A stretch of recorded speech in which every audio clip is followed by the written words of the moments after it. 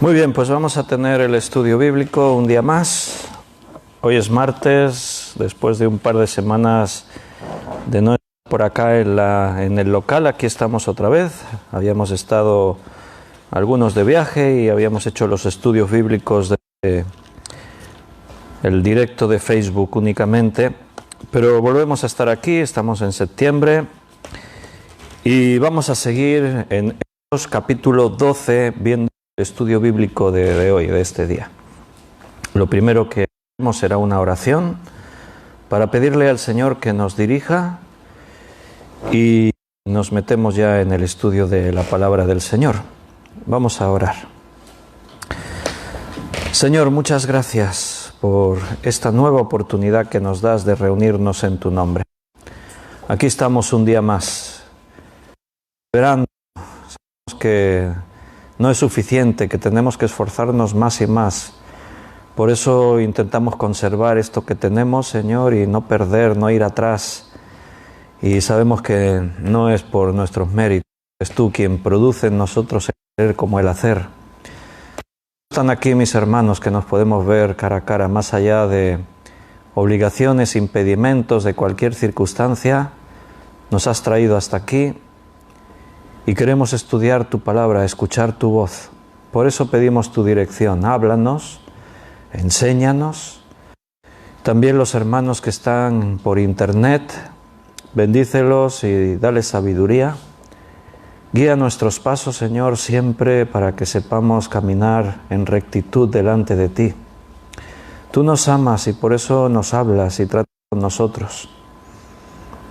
Te buscamos, Señor, cada día y tú prometes que todo el que busca halla. Así que hoy vinimos buscando la palabra que tú nos quieras dar y estamos dispuestos a escuchar tu voz. Enséñanos, Padre.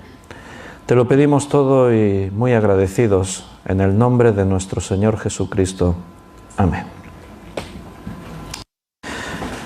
Muy bien, pues como hemos dicho en Hechos capítulo 12, habíamos visto la primera parte que es el versículo que dice, los dos primeros versículos, que Herodes echó mano a algunos de la iglesia para maltratarles y mató a espada a Jacobo, hermano de Juan. Ahí habíamos estado meditando, habíamos estado reflexionando. Bien, el contraste que aparece entre la muerte de Jacobo y la historia que sigue, que es la liberación de Pedro. Y el último estudio que hicimos, la semana pasada hicimos 2 estudios de Hechos, y el último estudio fue considerando esto, respondiendo a la pregunta, ¿por qué el Señor a veces puede salvar a uno y puede permitir que el otro no se salve? ¿Por qué Dios sana y a otro no? Y bueno, estuvimos reflexionando. Yo creo que el Señor nos enseñó a tratar de ver las cosas desde su perspectiva, no desde la nuestra. Nuestro punto de vista siempre va a estar condicionado a nuestra sabiduría, al contexto en el que vivimos, el momento histórico en el que nos encontramos, nuestro estado emocional. Nuestra perspectiva de las cosas está muy susceptible a ser muy particular de cada uno. Y necesitamos ver las cosas a través de los ojos de Dios. Por ese motivo venimos cada día a escuchar su palabra, porque necesitamos llenarnos del pensamiento de Cristo. Decía, tenemos la mente de Cristo, pero para tener la mente de Cristo tienes que estar lleno de su palabra, claro, si no. Ahí vamos a estar meditando. Un saludo a los hermanos, los que estamos aquí ya nos hemos saludado, y los que están en internet. Siempre los martes hay menos saludos por internet porque la mayoría de los que saludan están aquí hoy. Pero algunos estando aquí también saludan. Como Benito, por ejemplo, me aparece ahí el comentario. Benito está aquí. Buenas noches. También María Luisa, que está en Francia, ha saludado. Bermudo también saludó, pero también está aquí, Juan. Beatriz también saludó, buenas noches, también está aquí, Beatriz. Enoe también ha saludado, buenas tardes. Enoe no está aquí, ella está lejos, allá por los Estados Unidos. Muy bien, si hay más hermanos, veo que se están conectando más hermanos, pero vamos a echar el tiempo y vamos a ir ya entrando en este estudio bíblico. Versículo 3. Y viendo que esto había agradado a los judíos, procedió también a prender a Pedro. Eran entonces los días de los panes sin levadura. Bien, Pedro está encarcelado, lo han prendido. La intención no es meterlo a la cárcel, la intención es matarlo. Solo que Herodes no lo hace inmediatamente, lo encarcela, y como están saliendo de la fiesta de la Pascua, espera un poco de tiempo, un día, pero la intención es que al día siguiente él va a morir. Ni siquiera van a esperar de que se haga muy de día, nada más que ya pasa ahí la noche. Esa es la intención, dice versículo 5 y 6. Así que Pedro estaba custodiado en la cárcel, el 4 mejor, y habiéndole tomado preso, le puso en la cárcel, entregándole a 4 grupos de 4 soldados cada uno para que le custodiasen, y se proponía sacarle al pueblo después de la Pascua. Estamos ahí al finalizar la Pascua, entonces la intención de Herodes, por las tradiciones judías de no ejecutar a nadie durante la fiesta, pues esperar, pero la intención es esa, no es tenerle en la cárcel, es ejecutarle. Habiendo visto que la ejecución de Jacobo agradó a los judíos, pues Herodes se quiere congratular con los judíos y está dispuesto a seguir ejecutando a líderes del cristianismo, y ahora apunta bien alto porque Pedro es uno de los principales. Así que él quiere sacarlo para ejecutarlo, así que Pedro estaba custodiado en la cárcel, pero la iglesia hacía sin cesar oración a Dios por él. Y ahí nos quedamos el último día en el estudio, en la idea de hacer oración sin cesar. Dice en Malaquías capítulo 1, versículo 9, Malaquías 1, 9. Ahora, pues, orad por el favor de Dios, para que tenga piedad de nosotros. Pero ¿cómo podéis agradarle si hacéis estas cosas? Dice Jehová de los ejércitos. Al pueblo de Dios en el Antiguo Testamento también se le instaba a orar buscando el favor de Dios. O sea, la oración persistente, la oración, como aquí dice, que la iglesia oraba sin cesar. El último día yo os citaba de memoria 1 Tesalonicenses 5, 17, porque es un versículo que te lo puedes aprender muy fácil, ya que el versículo solo dice orad sin cesar. Y en Santiago capítulo 5 y versículo 16, no nos vamos a detener ahora a hacer un estudio acerca de la oración, porque hemos venido estudiando este tema y vamos a seguir mencionándolo porque aparece constantemente en nuestros temas. Y en Santiago 5:16 dice: confesaos vuestras ofensas unos a otros y orad unos por otros para que seáis sanados. La oración eficaz del justo puede mucho. Orad los unos por los otros, dice la palabra de Dios. La iglesia está orando sin cesar, o sea, estaban en un estado de oración. Quizás algunos ayunaban, algunos quizás no, venían y se sumaban a la oración. Era un tiempo para orar. Las circunstancias eran difíciles. Han matado a Jacobo. Pedro está encarcelado. A otros, en el versículo 1 dice que a otros también los habían castigado. La persecución contra la iglesia se está intensificando. Así que es un tiempo para orar. Cuando estamos en problemas, es un tiempo para orar. Cuando tenemos dificultades, cuando estamos en sufrimiento, cuando hay enfermedad, es tiempo para orar. Y cuando vemos a la iglesia orando sin cesar, el otro día apuntábamos, y hoy lo vamos a ver un poco más, que posiblemente el tema de la oración era líbranos de la persecución. Seguramente ese no era el tema. Seguramente el motivo de oración de estar aquí los hermanos juntos orando mientras Pedro está encarcelado no era: Señor, saca a Pedro de la cárcel. No era ese el tema de oración, que a nosotros nos puede sorprender, decir, ¿y por qué no? Bueno, porque ellos asumían que estaban en las manos de Dios y que lo que ocurría bajo el control y supervisión de Dios. Cuando tú estás confiado en Dios, simplemente haces eso, confías. Entonces la oración, ¿para qué sirve? Si no sirve para darnos milagros. Bueno, es que el fin de la oración, en primer término, no es otorgarnos milagros. La oración no es la lámpara mágica que la frotas y sale un genio y te dice te concedo 3 deseos. No es la oración eso. La oración es un medio por el cual entramos a la presencia de Dios. La oración es el medio por el cual tú hablas y Dios te escucha. Y tú estás en su presencia. Tenemos entrada, gracias al sacrificio de Cristo, libre entrada al trono de la gracia.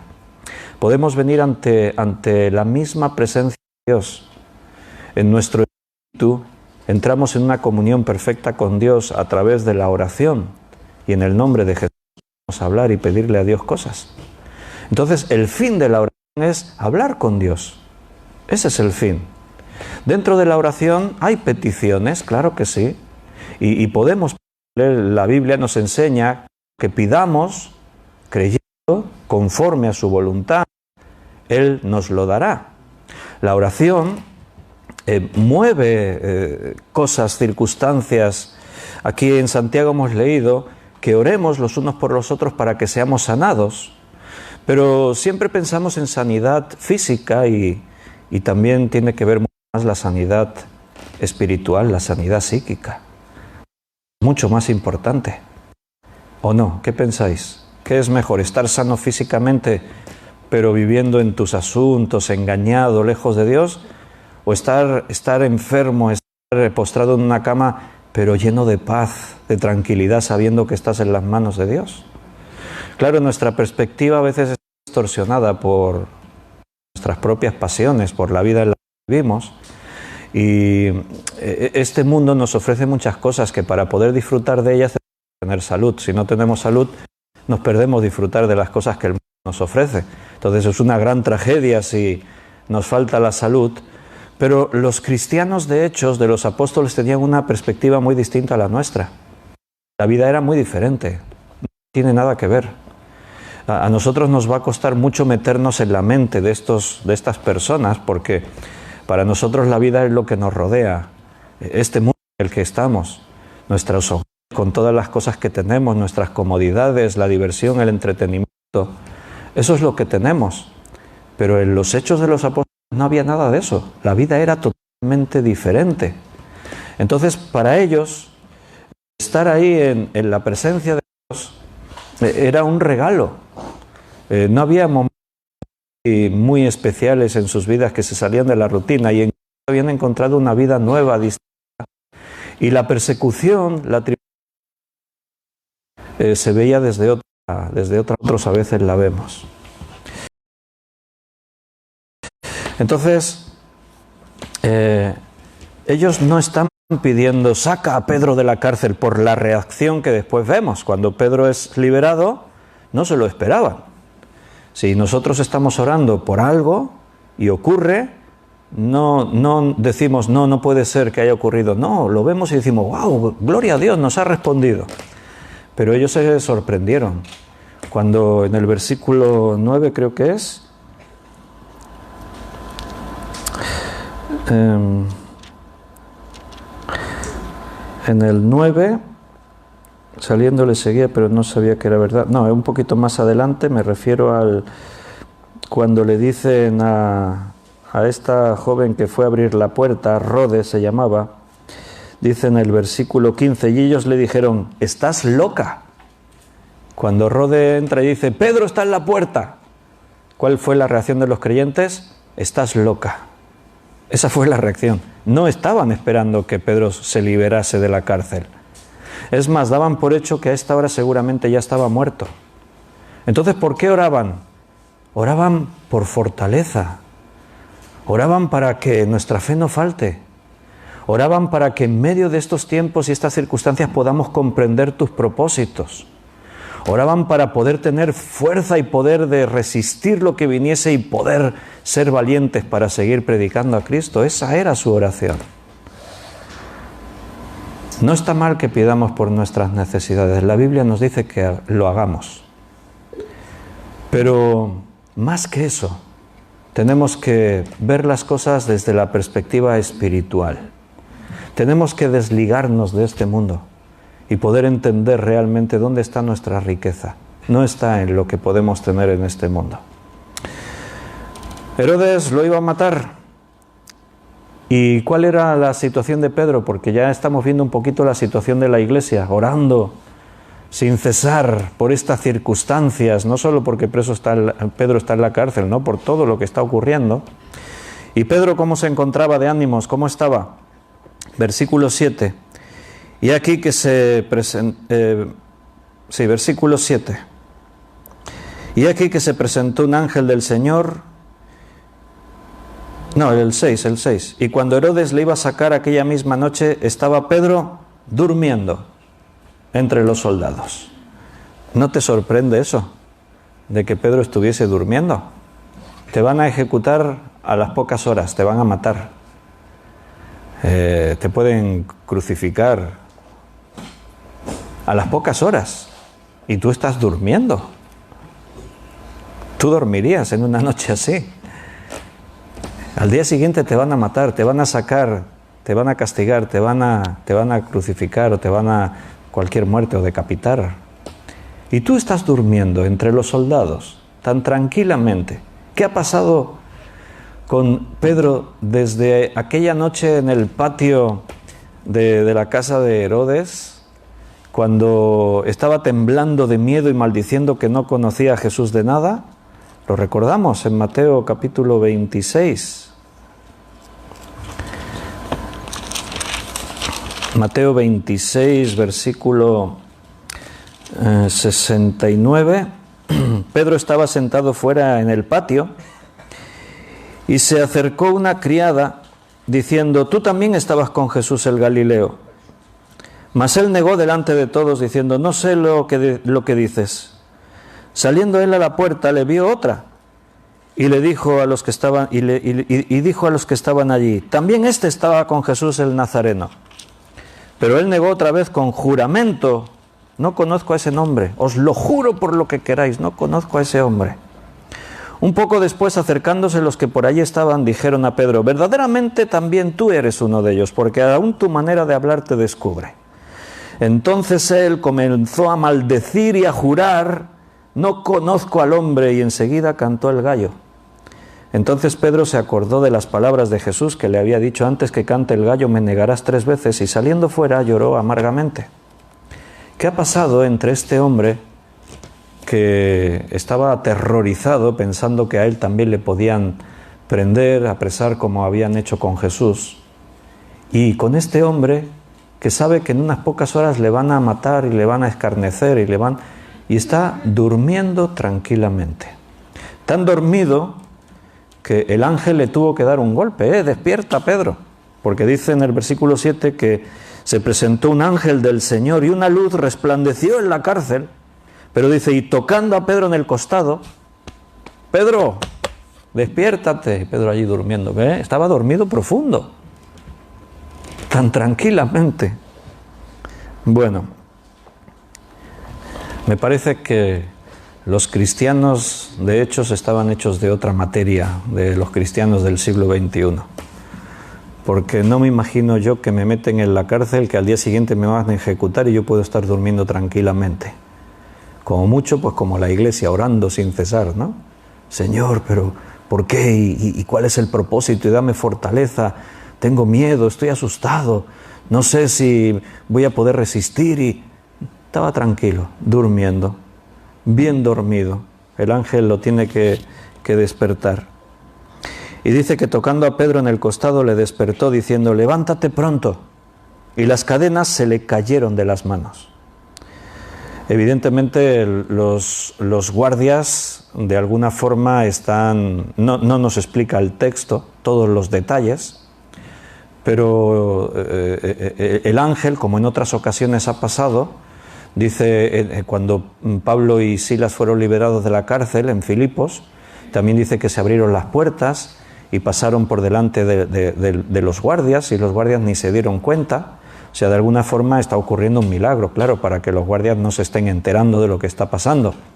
En principio no tendrían que estar dormidos profundamente los guardias, porque se supone que tienen que estar vigilando. Las guardias de estos soldados se les relevaban unos con otros, o sea, no es que llevaban ahí ya un montón de días, no, se iban turnando. Y estaban encadenados con el reo, o sea, había un guardia a cada lado. Eran 16 soldados, los otros estaban puestos en las puertas, o sea, estaban todos distribuidos de una forma sistemática. Entonces, dice que las cadenas que cayeron de Pedro, estas cadenas estaban atadas a los 2 soldados que estaban al lado de Pedro. Entonces, aquí está ocurriendo un milagro, es un ángel del Señor. Y los guardias no se están enterando de nada de lo que está pasando. Entonces, dice que el ángel le dijo, cíñete y átate las sandalias. O sea, Pedro se había puesto cómodo para dormir, se quitó el manto, se descalzó, estaba seguramente encima de su manto durmiendo. Cíñete y átate las sandalias, y así lo hizo, y le dijo, envuélvete en tu manto y sígueme. Y saliendo le seguía. Dice, pero no sabía que era verdad lo que hacía el ángel, sino que pensaba que veía una visión.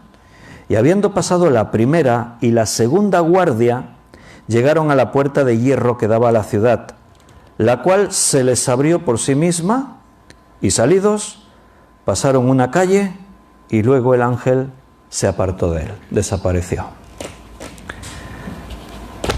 Tremendo, ¿no?, el milagro.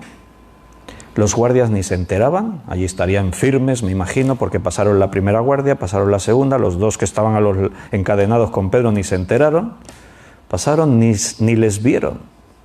Y ya cuando la puerta de la cárcel se abrió sola y cuando estaban ya, pasaron una calle, cuando estaban ya en un lugar seguro, el ángel desapareció.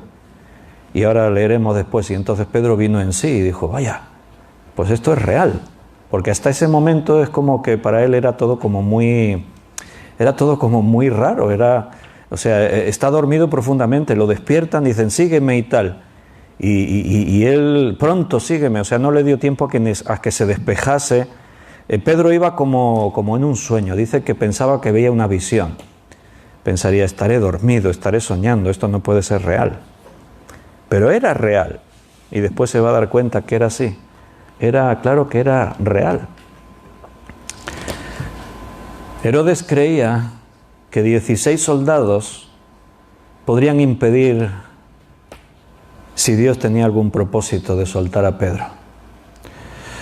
Tenía miedo Herodes, porque realmente 16 soldados hacían falta para custodiar a un solo hombre. Se sabía que los cristianos no eran violentos. No era una posibilidad de que los cristianos asaltasen la cárcel para liberar a Pedro. Pero Herodes puso 16 soldados de vigilancia. ¡Qué iluso! Pensaba que su fuerza militar podría impedir que, si Dios quería liberar a Pedro, lo iba a liberar. Le pasó como al sumo sacerdote, cuando dice allí en Mateo 27:66, que también puso una guardia para asegurar el sepulcro, no fuera que el cuerpo de Jesús fuese a desaparecer. El sumo sacerdote pensó que los soldados del templo, los soldados romanos, iban a poder impedir que Cristo resucitase. Imagínate. Pedro piensa que está viendo una visión. ¿Y sabes lo que dice todo esto, no?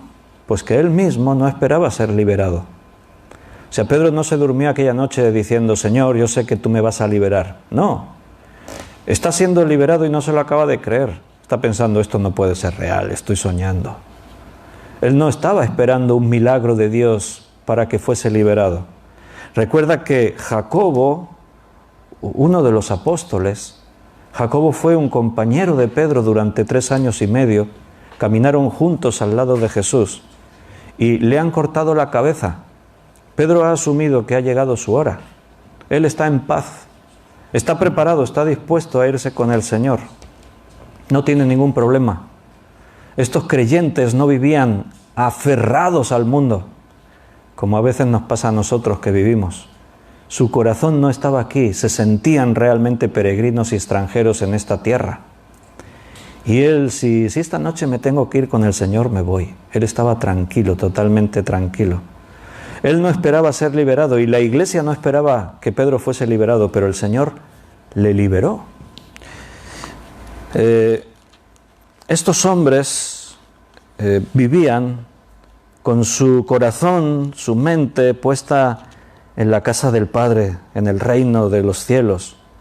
El apóstol Pablo, que es otro hombre que nos va a hablar de este sentir aquí mismo en el libro de Hechos, un poquito más adelante, en el capítulo 20, versículo 17 en adelante, dice: enviando pues desde Mileto a Éfeso, hizo llamar a los ancianos de la iglesia, y cuando vinieron a él, les dijo: vosotros sabéis cómo me he comportado entre vosotros todo el tiempo, desde el primer día que entré en Asia, sirviendo al Señor con toda humildad y con muchas lágrimas y pruebas que me han venido por las acechanzas de los judíos.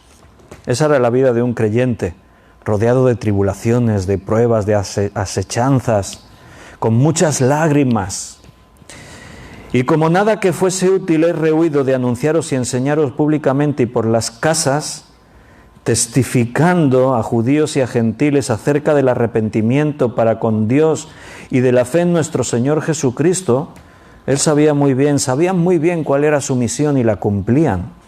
Ahora he aquí ligado yo en espíritu, voy a Jerusalén sin saber lo que allá me ha de acontecer. No sé exactamente lo que me espera, salvo que el Espíritu Santo por todas las ciudades da testimonio diciendo que me esperan prisiones y tribulaciones. Eso es lo que te espera Pedro, eso es lo que te espera Pablo, eso es lo que te espera a cada uno de estos creyentes en Hechos. Os esperan tribulaciones, os esperan prisiones, os azotarán, os maltratarán, os ejecutarán. Los judíos hablarán mal de vosotros, levantarán falsos testimonios, os van a ridiculizar, os van a atacar de cualquier manera. ¿Y ellos cómo se sentían? ¿Víctimas? ¿Se sentían atacados? ¿Y qué vamos a hacer, Señor? Líbranos de estas tribulaciones. El Espíritu Santo le dice a Pablo: te espera todo esto. ¿Y Pablo qué hacía? Oraba diciendo: Señor, no permitas que esto me ocurra. ¿Oraba así Pablo? Ahora, en este tiempo que nos toca vivir, hasta el día de hoy, en los países de Occidente por lo menos, podemos seguir presumiendo que los cristianos tenemos libertad. La Constitución española, en el artículo 16, habla del derecho fundamental de los ciudadanos en este país, de la libertad de culto, la libertad religiosa. Cada uno tiene derecho a creer lo que quiera y tiene derecho a manifestar sus creencias, a practicar el culto de la forma que su ideología lo determine. Tenemos derecho a reunirnos, tenemos derecho a hablar lo que creemos, a predicar lo que creemos, a practicar lo que creemos. Eso es lo que dice la Constitución española. Que en la práctica hay cosas que ya no se terminan de cumplir. Hace unos días una iglesia en Castellón tuvo que suspender una actividad que habían anunciado de un querido hermano nuestro, Juan Varela, su esposa Marimar. Habían anunciado una de sus conferencias que en esta iglesia se han hecho, conferencias bajo el título Tu familia sí importa. Conferencias que hablan de la familia, porque los cristianos apostamos por la familia, por un matrimonio de un hombre y una mujer con hijos, el modelo bíblico. Predicamos y enseñamos lo que dice la Biblia.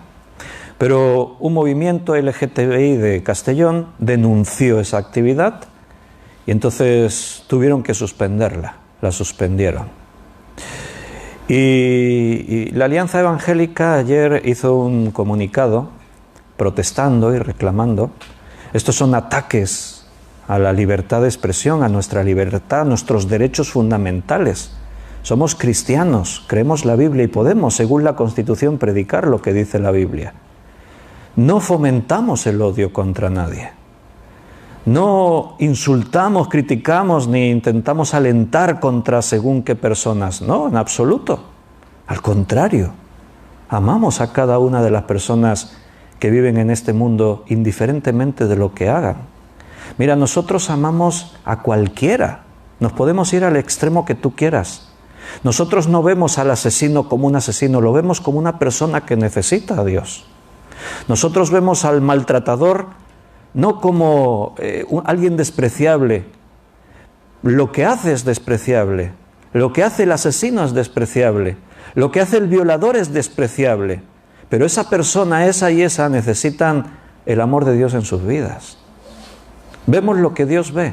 De tal manera amó Dios al mundo. Pero la persecución contra los cristianos es real aún en los países occidentales. Muchos jueces están dispuestos a escuchar cualquier tipo de esta denuncia y a cerrar iglesias, a multar a pastores y otras muchas cosas. Vienen tiempos difíciles para la iglesia. Bueno, estamos en las manos de Dios. No sabemos lo que nos esperará, pero estamos tranquilos.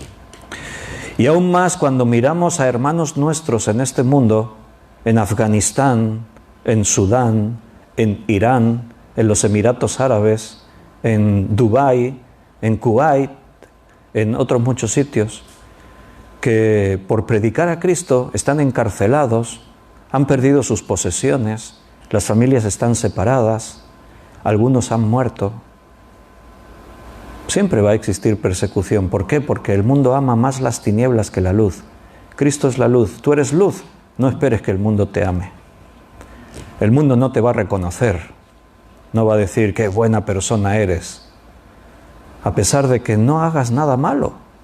Porque los cristianos no andamos por ahí conspirando contra las leyes. No incitamos al odio. No promovemos revueltas. Los cristianos fomentan la paz, el amor, fomentamos la amistad, el diálogo.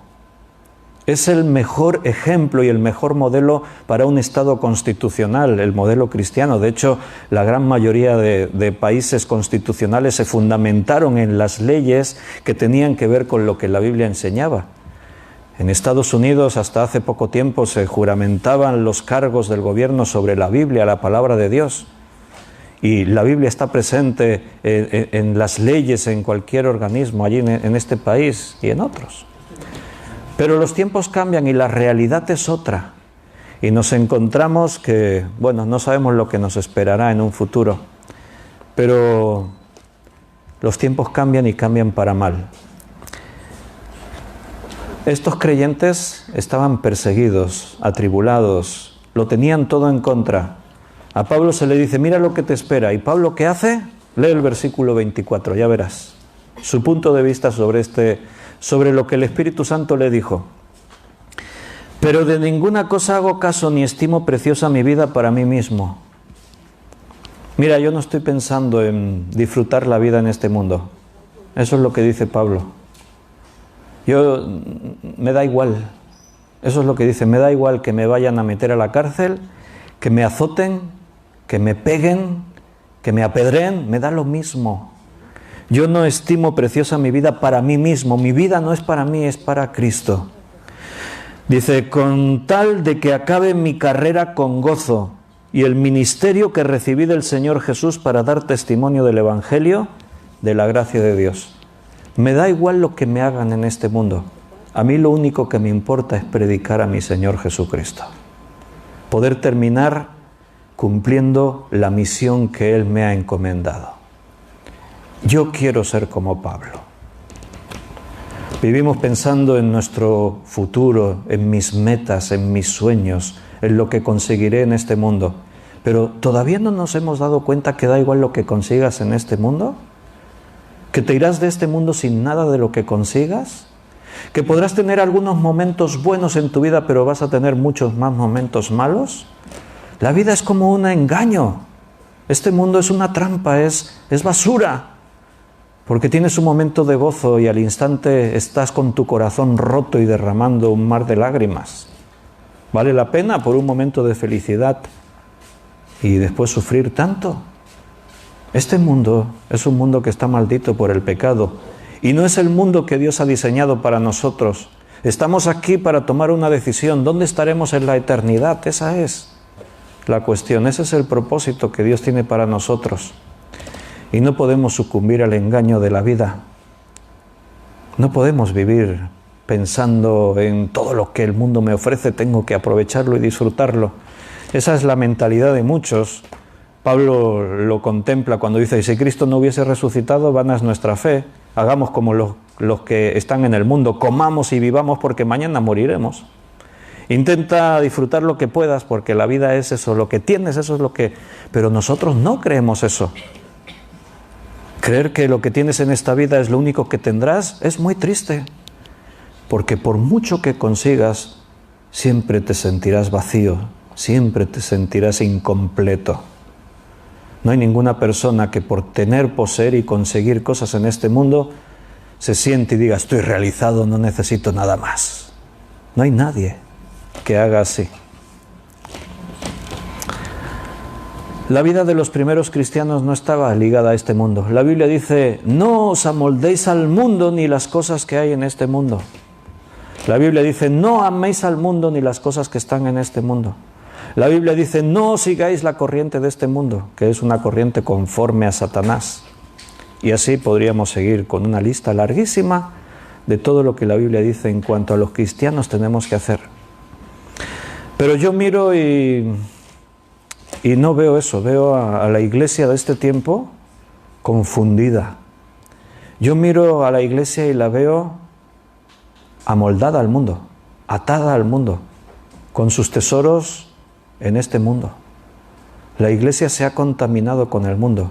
La iglesia tendría que estar cambiando e influenciando al mundo y pasa al revés. Es el mundo el que cambia e influencia a la iglesia. Y tenemos un problema entonces. Y yo le ruego a Dios que no nos deje que nos dejemos arrastrar por todo eso. Porque perdemos nuestra esencia de ser cristianos.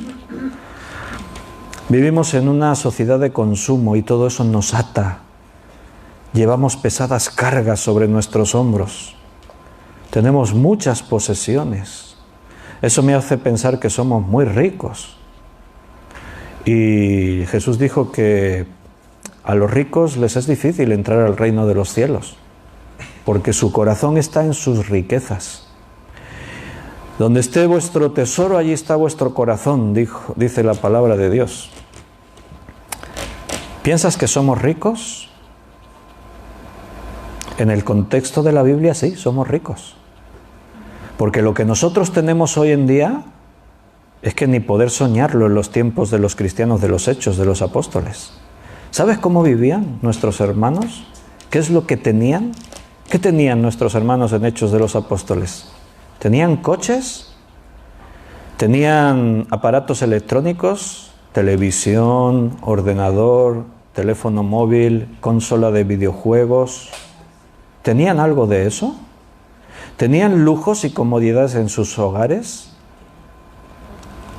Mira, en los tiempos de la iglesia de los Hechos, las casas, solía haber casas de dos tipos.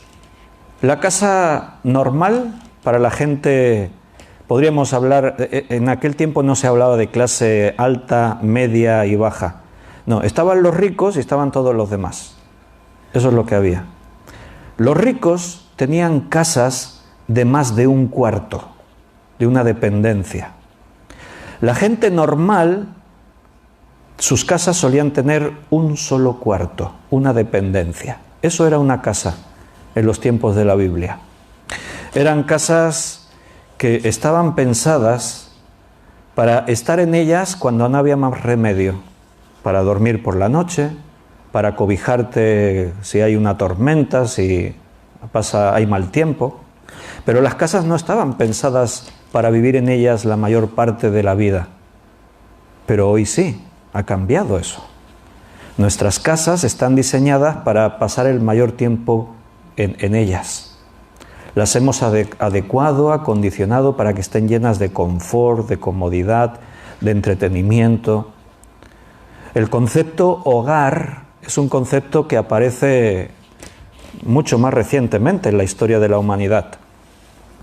Cuando los misioneros ingleses fueron a algunas tribus por ahí perdidas por África, les enseñaban la palabra, les enseñaban himnos cristianos, y había un himno que los indígenas no entendían.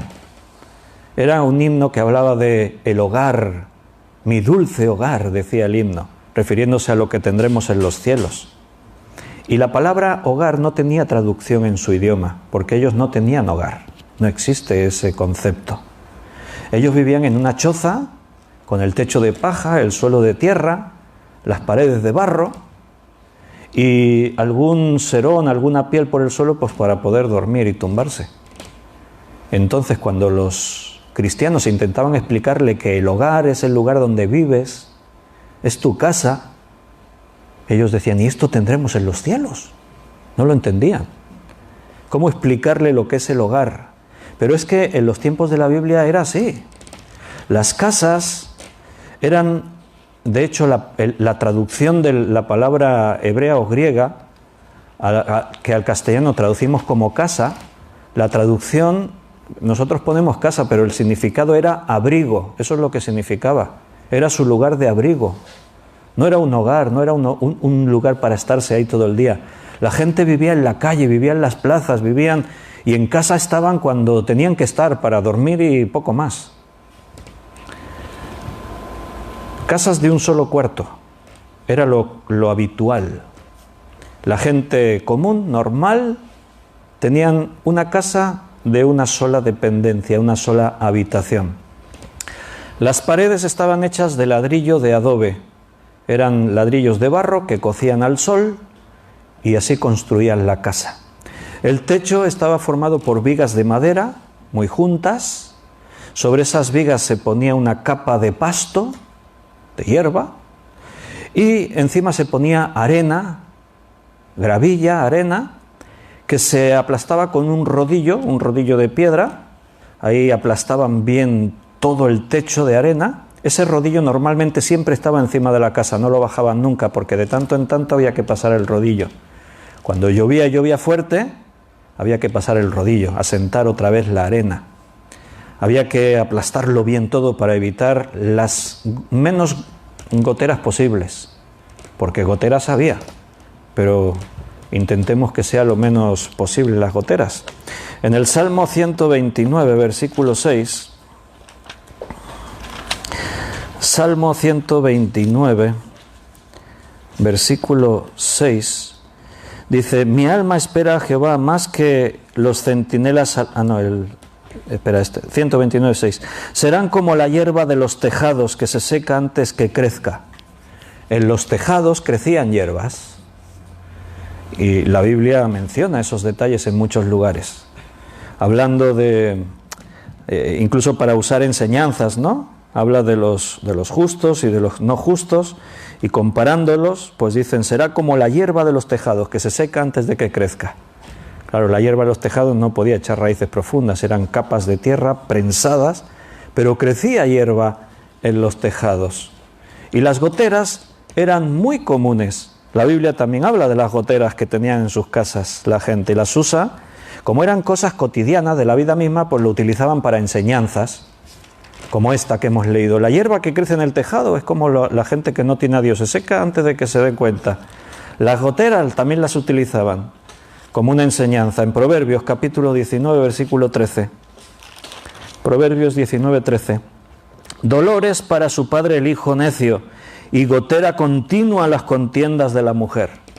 Una casa que está siempre con problemas, con disputas, es como una gotera persistente, dice. Porque una gotera que cae de vez en cuando, eso era normal, nadie se molestaba por eso. Pero una gotera persistente, eso sí molesta. Que está ahí, estás intentando dormir y la gotera, pla, pla, pla, pla. Y gotera, o sea, no una gota, no. Claro, imagínate, techos de tierra prensado. Si llovía normalito, pues ahí aguantaba. Pero cuando cae una tormenta de esas, la tierra empezaba a correr por allí y entraban las goteras. En el Salmo 27, 15 se usa otra vez la gotera para dar una enseñanza. 27, 15, gotera continua en tiempo de lluvia y la mujer rencillosa son semejantes. La mujer rencillosa comparada con una gotera persistente, continua en tiempos de lluvia. Así eran las casas de nuestros hermanos en los tiempos de los apóstoles.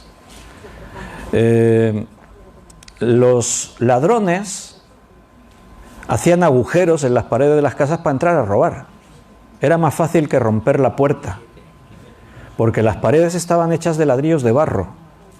Es que con cualquier herramienta tú te ponías a rascar así en una pared y en pocos minutos habías hecho un agujero.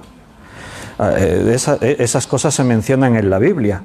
Jesús, en alguna parábola, por ejemplo en Mateo 6:19, hace referencia a esto. Dice, de manera que cualquiera que... Mateo 6:19, dice, no hagáis tesoros en la tierra donde la polilla y el orín corrompen y donde ladrones minan y hurtan. Eso de minar significa eso, hacer agujeros. Los ladrones hacían un agujero en la casa, entraban y si sabían que tenías algo de valor ahí, tenían que saberlo porque normalmente en una casa había poco que robar, no había muchas cosas valiosas.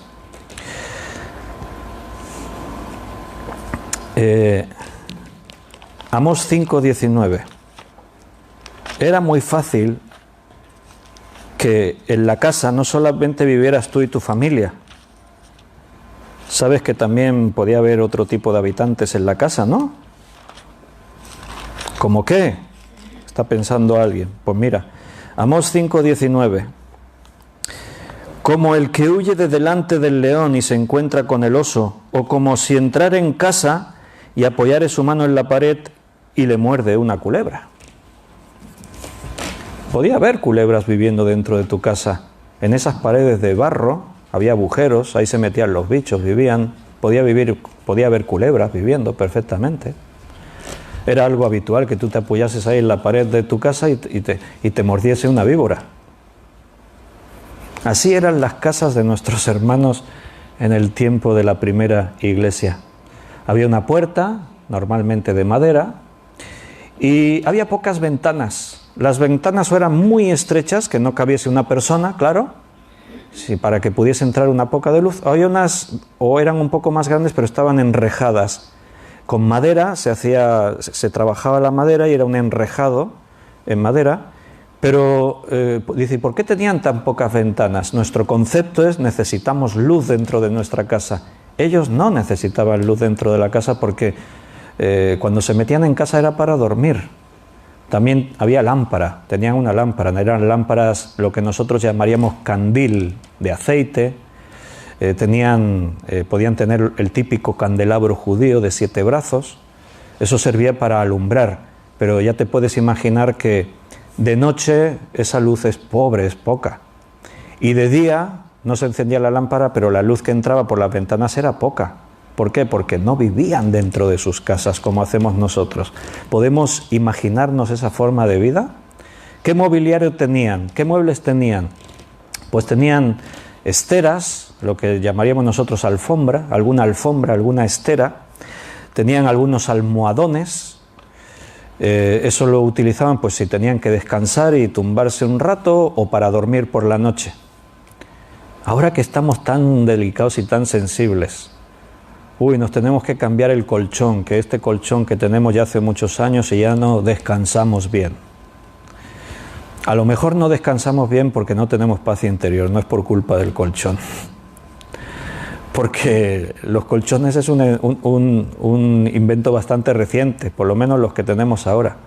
Y escuchas la publicidad en colchones impresionante, una tecnología que si tiene no sé cuántas capas, una capa de muelle, una capa viscoelástica, la capa exterior de no sé qué, dices, ¡guau! En ese colchón se tiene que dormir de fábula.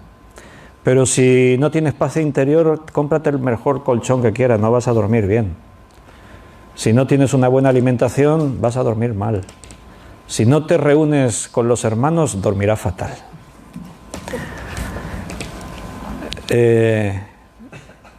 Cuando yo era pequeñito, íbamos de vacaciones allí al pueblo, Andalucía. Alguna vez nos tocaba dormir en casa de algún familiar y tenían los colchones o eran de lana o eran de farfollas de maíz, la cáscara de las mazorcas de maíz. Y eran colchones que te absorbían. O sea, tú te acostabas y ¡bum!, te quedabas dentro del colchón. Eran colchones, eran gorditos, eran unos colchones así, pero no tenían ningún tipo de consistencia. O sea, tú te acostabas en el colchón y ¡bum!, te quedabas metido dentro del colchón. Te quedabas allí hundido en el colchón. Y hacía ruido, claro. Imagínate las cáscaras secas de las panochas del maíz, allí dentro del colchón, pues te despertabas tú mismo cuando te movías. Pues todo el ruido allí de las... Por eso digo que yo creo que el ser humano se ha vuelto muy delicado. Estamos hoy en día que, ay, cualquier cosa, ay, es que esto, ay, es que aquello, ay... ya no somos duros como nuestros antepasados. Estamos tan delicados, cualquier cosa ya, un poquito de sol y nos derretimos, como el chocolate. O sea, ya estamos... Es el mundo que nos ha tocado vivir. Creemos a veces que tenemos suerte. ¡Wow, qué suerte! Vivir en este tiempo es... A lo mejor no es tanta suerte. A lo mejor es lo contrario, mala suerte. En ese concepto humano, de pensar como creyentes, no, vivimos el momento que Dios nos ha dado que vivamos. Normalmente tenían una escoba en las casas, no era como las escobas que tenemos ahora, pero era pues para poder limpiar de vez en cuando. También solían tener un molino de mano, un molinillo de mano para el grano. Podían tener utensilios como botes de cuero de cabra para guardar los líquidos. Tenían un fogón en el centro de la habitación que podía servir para calentarse o para cocinar. En fin, básicamente era eso. Eso era una casa. No había frigorífico, no había luz eléctrica, no había agua corriente. ¿Cómo hacían sus necesidades? No había váter dentro de las casas. No. ¿Y qué hacían? Bueno, pues las necesidades se hacían en el campo, en algún lugar por ahí. Y dentro de las casas existían orinales, que es un invento de toda la vida. El orinal se remonta, los primeros orinales de que se tiene constancia es de la antigua China, miles de años atrás, ya existían los orinales. Y las casas que tenían más de una habitación, más de un cuarto, y tenían cuadra, pues a la cuadra. Y eso que yo estoy contando ahora, que a uno le puede sorprender tanto, pues no hace falta que te vayas a los tiempos bíblicos. Es que nuestros padres o nuestros abuelos vivían así. No tenían váter en sus casas. Y no había ducha. Cuando nosotros íbamos al pueblo de mi madre, Andalucía, y pasábamos allí las vacaciones, íbamos para estar bien, ¿no? Pues no sé si estábamos bien, porque no tenían ninguna comodidad. No había váter. O sea, si tenías que hacer tus necesidades, te tenías que ir a la cuadra. Allí con todas las gallinas, y allí te ponías a hacer tus necesidades.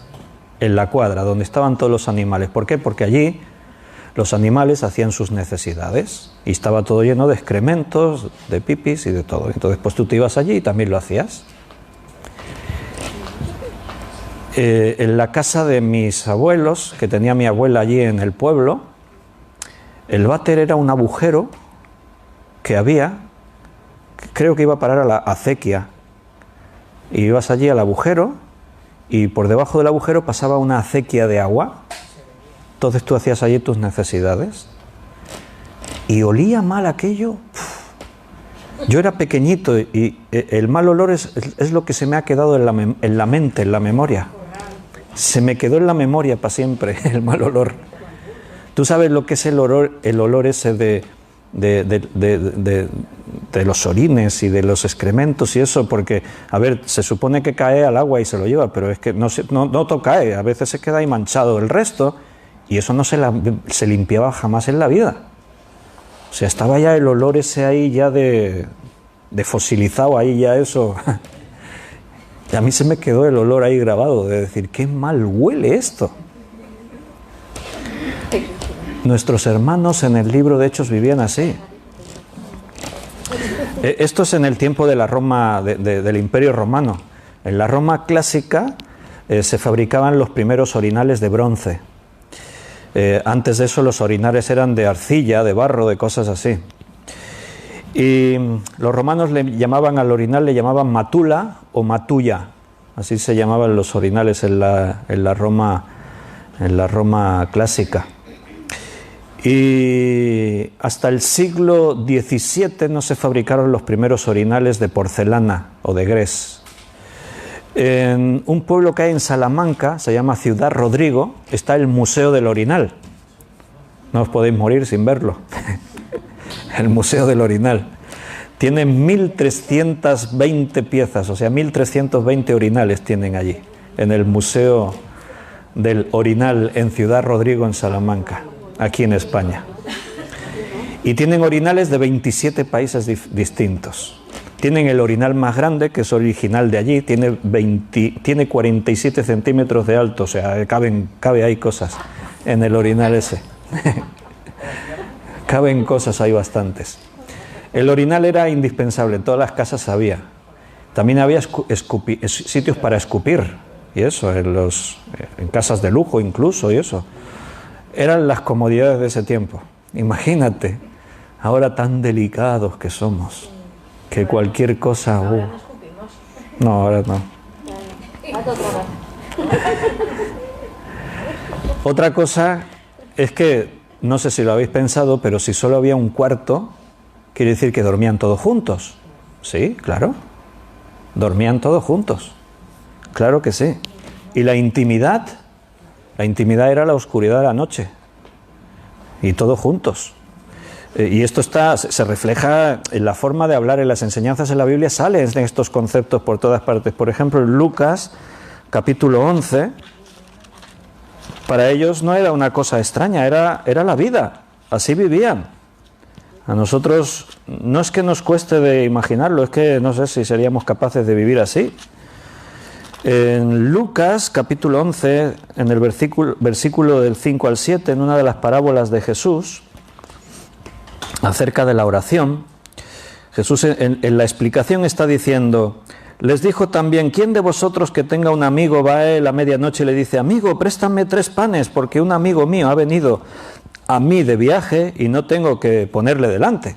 Claro, no tenía despensa allí con pan y el frigorífico allí preparado siempre, no.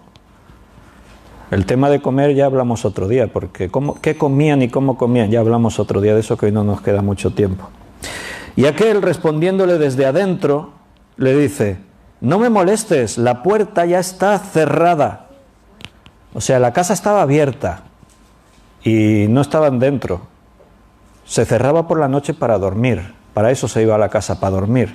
La puerta ya está cerrada y mis hijos están conmigo en la cama. No puedo levantarte y dártelos. Déjame tranquilo, hombre, estamos durmiendo. Y mis hijos están conmigo, estamos aquí todos juntos. Hombre, más divertido era dormir, pues dormían todos juntos. Yo me imagino allí de fiesta toda la noche contando chistes. Y bueno, no creo que fuera así, pero bueno, yo me lo imagino. Después estaban las casas de más de una pieza. A esto no se le llamaban casas, se le llamaban villas. Y esto era de las familias prósperas, de la gente adinerada, de los ricos. Normalmente, para que te hagas una idea, era una casa con varias dependencias que estaban alrededor de un patio central. Había un patio abierto al cielo, no tenía techo, y alrededor era un muro lo que rodeaba la casa. O sea, no es que el patio estaba abierto a la calle, no, el patio era interior, pertenecía a la casa, y parte de las paredes eran dependencias. Podía haber 2, 3, 4 cuartos, había diferentes dependencias. Entonces, ese patio abierto, pues ahí ahí sí que se hacía vida. En el patio abierto sí que se hacían cosas. Antes lo hemos leído, que Pedro vino a la casa del sacerdote donde Jesús estaba siendo interrogado y se sentó en el patio, dice, al lado del fuego. En estos patios se encendían fuegos para estar ahí calientes alrededor de la hoguera. A las habitaciones se entraba para dormir, no se hacía vida dentro de las casas, como hoy en día sí que hacemos, porque la vida era muy distinta. En Mateo capítulo 26, versículo 69, Mateo 26, 69, Pedro estaba sentado fuera en el patio y se le acercó una criada diciendo: tú también estabas con Jesús el Galileo.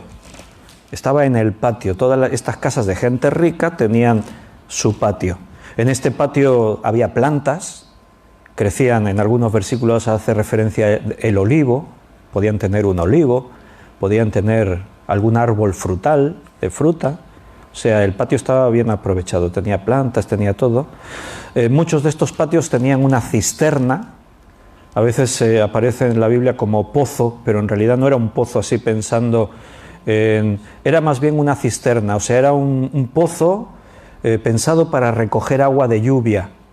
Estaba puesto en un lugar del patio donde la lluvia se recogiese en ese lugar y se quedaba almacenada en esa cisterna, que muchas veces estaba seco la cisterna, el pozo. De ahí que hay historias en la Biblia que tienen que ver con cisternas de estas, como por ejemplo en segundo libro de Samuel, capítulo 17, segundo libro de Samuel 17, versículo 18 y 19, dice: pero fueron vistos por un joven, el cual lo hizo saber a Absalón. Sin embargo, los dos se dieron prisa a caminar y llegaron a casa de un hombre en Bahurim, que tenía un patio, en su patio un pozo, dentro del cual se metieron. Y tomando la mujer de la casa una manta, la extendió sobre la boca del pozo, y tendió sobre ella el grano trillado, y nada se supo del asunto. David con quien estaban se escondieron en una casa que en el patio tenían una cisterna, estaba seca, y allí se escondieron. Y la dueña de la casa puso una tela gruesa de estas encima de la apertura del pozo, y ya no parecía que había pozo ahí en ese lugar, ahí estaban escondidos. Entonces muchas casas de estas tenían esa cisterna. También en estos patios se aprovechaba para el lugar de aseo. Ahí se lavaba la gente, se bañaban. Ahí es donde Betsabé se estaba bañando cuando David la vio desde su palacio. Normalmente estos patios estaban ocultos a la vista de la gente, de la que pasaba por la calle y de las otras casas, pero no del palacio del rey, porque el palacio era grande, era alto, y desde ahí se dominaba la vista. Betsabé se estaba bañando en su patio, a escondida a los ojos de todos, pero no a los ojos del rey David, que estaba, en vez de estar en la guerra, estaba allí haciendo el vago, durmiendo por la tarde y paseando por el terrado de su palacio. Es muy difícil imaginarnos la vida en ese tiempo. Y esos tejados de un solo cuarto, de las casas de un solo cuarto, esos tejados se les daba uso. Se usaban para almacenar cosas, tenían algún tipo de escalera para poder subir al tejado, ahí se guardaban cosas. Se utilizaba como un lugar de oración. Hace poco estábamos viendo que Pedro subió al terrado de la casa, al tejado, para orar. Era un lugar pues que se aprovechaba porque el espacio no era mucho. Entonces pues el tejado de la casa también se utilizaba. Hasta hace poco tiempo eso de los orinales era muy frecuente en todas las casas. Seguramente lo habéis visto en películas o en algún documental, que aún en ciudades grandes, en un par de siglos atrás, aún algunas ciudades que empezaban a tener alcantarillado, pero mucha gente aún vivía sin un váter en su casa, ¿no? Y entonces pues las necesidades se hacían en el orinal y se lanzaban por la ventana a la calle. Había dos palabras claves: aguas o aguas van. Esto era de ley, tenían que hacerlo. Lo que pasa es que no todo el mundo lo hacía. Y en algunas ciudades se establecían horarios para poder tirar eso por la ventana. Imagínate pasear por la calle en esas ciudades. Te regaban con los pipis ahí de... Y eso pasaba no hace mucho en ciudades en Europa. O sea, ahora también imagínate la higiene en este tiempo. Por eso Dios a su pueblo le estableció reglas rigurosas sobre higiene. Les enseñó que se lavasen de esta forma, que cuando había sangre de por medio tuviesen cuidado. La menstruación, cuando las mujeres tenían la menstruación, pues se les prohibía tener contacto. O sea, era simplemente cuestiones de salud, porque era todo muy complicado. Ahora nosotros, ¿cuántas veces te duchas a la semana? Alguno dirá, ¿la semana? ¿Al mes? Bueno, no. Si algunos se ríen. Nos duchamos, vienes sudado de trabajar, me voy a dar una ducha. Te levantas por la mañana, me voy a dar una ducha. Igual nos lavamos mucho. Hombre, la verdad es que da gusto abrazar a los hermanos aquí en la iglesia. Hermano, ven, y nos damos un abrazo. Olemos bien. Pero aquí no olían tan bien los hermanos. Claro, estaban acostumbrados. Nosotros nos hemos desacostumbrado. Estos olían a Paco Rabanne, pero del bueno, del auténtico. O sea, no es que fuesen unos marranos, es que, a ver, procuraban estar limpios, sí, pero ¿entiendes el concepto? No había agua corriente en las casas. Lavarse era un lujo. Tenían días para lavarse. Pero eso de lavarse cada día, tú ibas con tu sudor de hoy, de ayer, de antes de ayer y del otro día, encima, y con el polvo de los caminos y tal. Por eso costumbre, lávate los pies antes de comer, porque nos recostamos todos en el suelo. Ahí sí se lavaban pies y manos. Pero ducha no existía, no se duchaban. Pero el mismo concepto ha estado existiendo durante mucho tiempo. En la Edad Media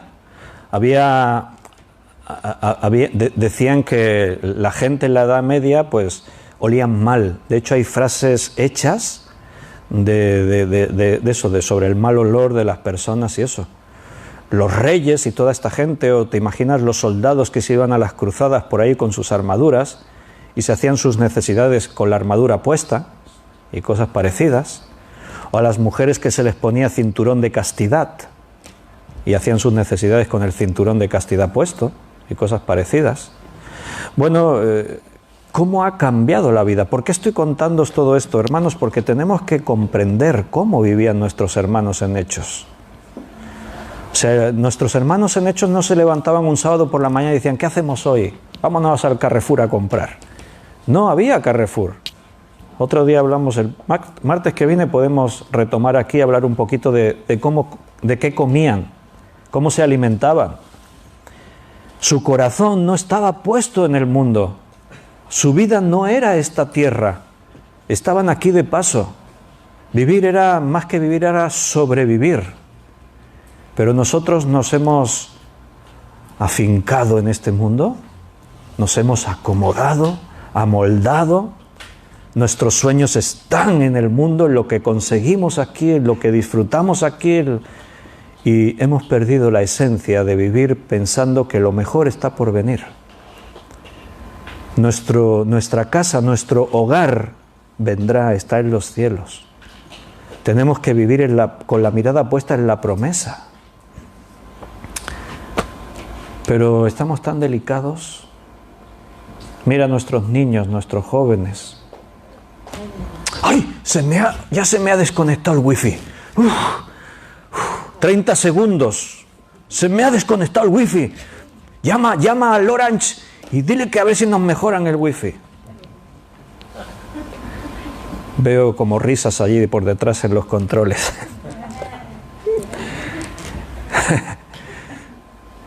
Hermanos, creo que el Señor es como que nos coge así, nos está dando así un poco en la cara y está diciendo, oye, espabila, venga, espabilate un poco, despiértate un poco, que nos hemos vuelto raritos y el Señor sigue llamando a su pueblo a la guerra porque estamos en una batalla y la gente se muere sin Cristo y se mueren para siempre. Y tenemos que despertar. Levántate y despierta. Alza tus ojos a los cielos. Pon tu esperanza en la promesa. Aférrate al Señor, que Él es quien nos da la vida abundante, no este mundo. Vamos a despedirnos por hoy. Si Dios quiere, mañana miércoles a las 9 de la noche seguiremos estudiando juntos la palabra. Y seguiremos perseverando en esto, porque al final esto de estudiar la Biblia, de orar, de hacer todo esto juntos, es lo poquito que nos queda para conectarnos con la esencia de la Biblia, con lo espiritual, desprendernos, aunque sea una horita cada día, quitar nuestra atención del mundo y desprendernos de todo esto y centrarnos en lo que Dios nos dice. aunque para algunos cristianos es un esfuerzo demasiado grande y no tienen tiempo para ello, pero bueno, seguiremos perseverando en estas cosas. Un abrazo a los que están en internet, nos vemos mañana si Dios quiere, y los que estamos aquí nos vamos a tomar un ratito para orar juntos. Hasta mañana.